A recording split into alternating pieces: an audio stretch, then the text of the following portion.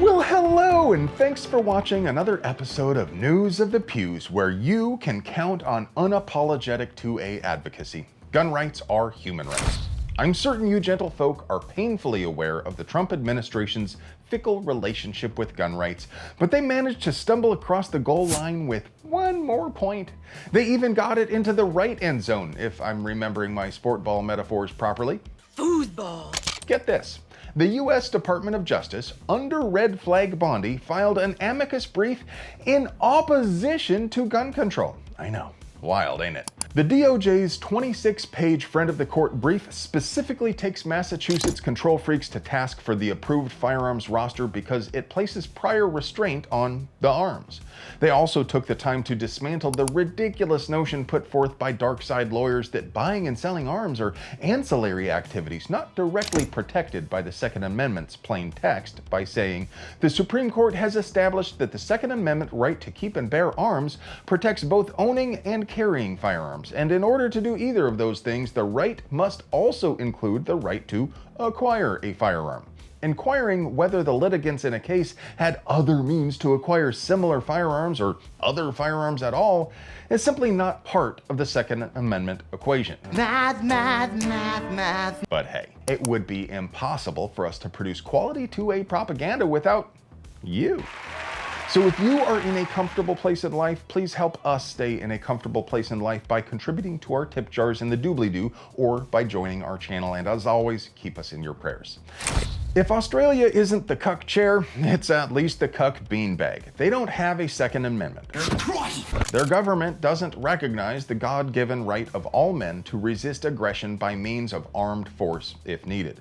They don't even have a First Amendment, but they do pay lip service to the notion of free speech, and that's how one gun owner down under hopes to get his guns back. See, Joshua Hoth is an aficionado of bad Austrian artists, or at least he used to be, maybe. Hoth claims he only joined the neo-Nazi National Socialist Network to socialize and exercise with men. But when cops searched his house, they found 2 copies of the book Minecraft, as well as a framed photo on his nightstand of him in the arms of Gabriel Seymour, the leader of the Queensland chapter of the NSF. The natural question, which so-called journalists never seem to ask, is why were cops searching his home in the first place? Pre-crime cops from Minority Report. Well, the answer to that question is it turns out they were spying on protesters at an event memorializing Mylene White, a 70-year-old woman who was stabbed to death in a carjacking by a 16-year-old boy who some say is a Sudanese refugee. They identified Hoth at the protest, found that he had a gun license, and searched his house. Then they revoked his license. So, where do I start with this dystopian mess? Well, for one thing, people shouldn't have to grovel before the crown in order to procure life support equipment. And cops shouldn't be spying on protesters in a free country. And people shouldn't have legal action against them from the government on the grounds of their political beliefs. But Hoth or Houth or Hoth or whatever he is facing a tough uphill battle, because while I agree the government should not consider how mainstream his opinions are in granting permission for anything, well, these licenses are entirely discretionary, and Australians don't have any codified protections for speech. So I'm afraid the Ubermensch is probably not getting his guns back. And I'm sure you, dear viewer, are just all broken up about that, but consider the surveillance state apparatus that led to this. It's beyond just a neo-Nazi. This is an incident where agents of the state logged his participation in unpopular speech and targeted him to ultimately seize his property. It's like some kind of dystopian penal colony down there. I'd love to give you a kiss, but I'm not gonna push it that far. And after their recent terrorist attack, the police state enthusiasts are full send, to the point where they think they can prevent people from sharing STL files. Not kidding. Their parliament is pushing through a law making it a crime to possess blueprints that can be used to squirt guns or parts. Because that works so well with malware, and scripts, and pirated software, and decryption algorithms. Seriously, Wendover did a great video on illegal numbers. You should absolutely check that out if you haven't heard of the concept before, because there's a very real possibility that you're actually violating federal law right now. That's not important right now. The point is, ideas are infectious and you can't stop the signal. It is the height of hubris for the rulers in that underworld to think they can ban files, and it's also darkly disturbing that they even want to try. And I'm sure some people won't care what happens in the Upside Down, but how many times have control freaks over here pointed to Australia as the platonic ideal of what gun control ought to look like?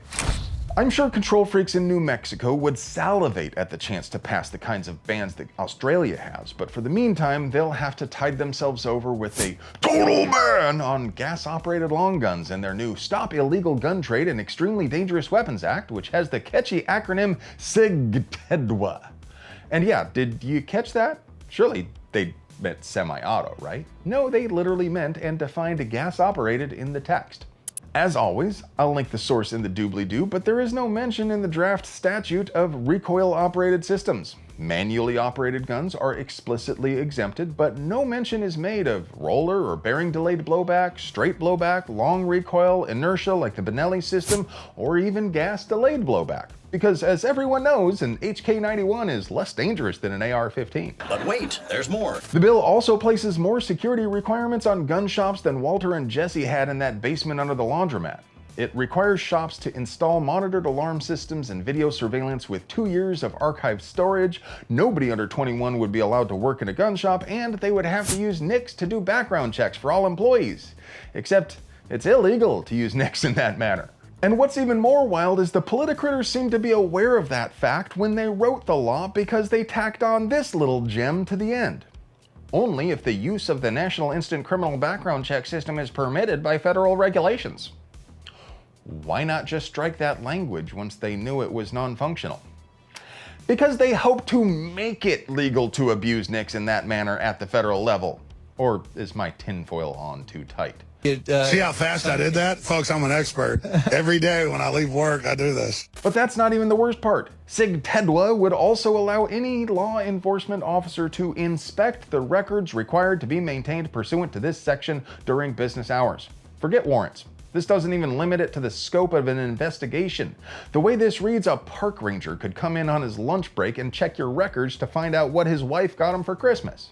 Now, before I let you go, I just wanted to point out that the video Taylor shared a couple of days ago with the legally registered potato silencer actually has a wee little practical use. Obviously not in a center fire pistol cartridge as the video we saw, but it turns out the IRA actually did make use of potatoes to suppress the sound of a 22 LR fired from an homemade pistol.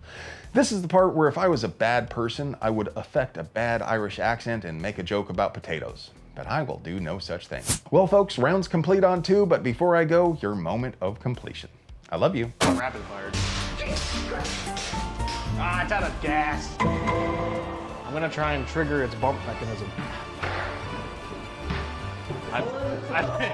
It knows it's under attack. It's angry. It's angry. God, hide! Help us,